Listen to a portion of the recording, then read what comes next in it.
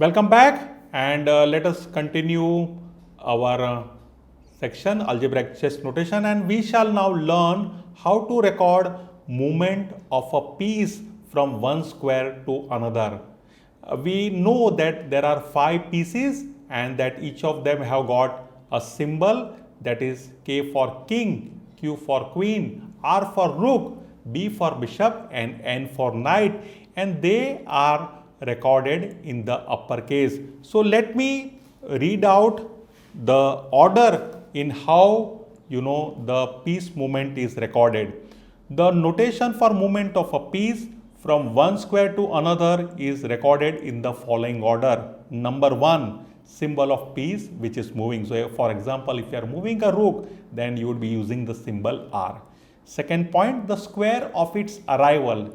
It means the square on which you are landing, not the square from you are starting. And third one, in case it's check or checkmate, the respective symbol plus or the checkmate symbol. So I will show you these 5 examples wherein we'll learn to record the movement of piece from one square to another.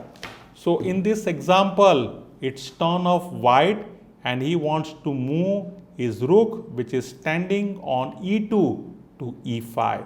So this notation would be recorded after moving. It would be recorded as R E5, where R stands for rook. That would be written in uppercase, and E5 is the square of arrival. Remember that we have not used the longer form, that is RE2 to E5. We have just used RE5. That is like a FIDE standard, a simple that moving the rook from E2 to E5. Of course, we can also use longer form, but that is not required.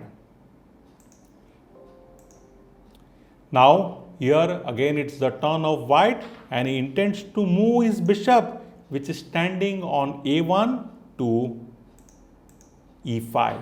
So after moving the bishop, he will write the notation as BE5, where B would be recorded in uppercase which stands for bishop and E5 is the square of arrival.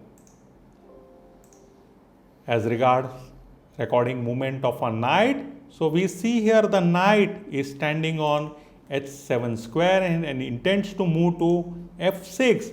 So here it would be recorded as N F6, where N stands for knight and F6 is the square of arrival.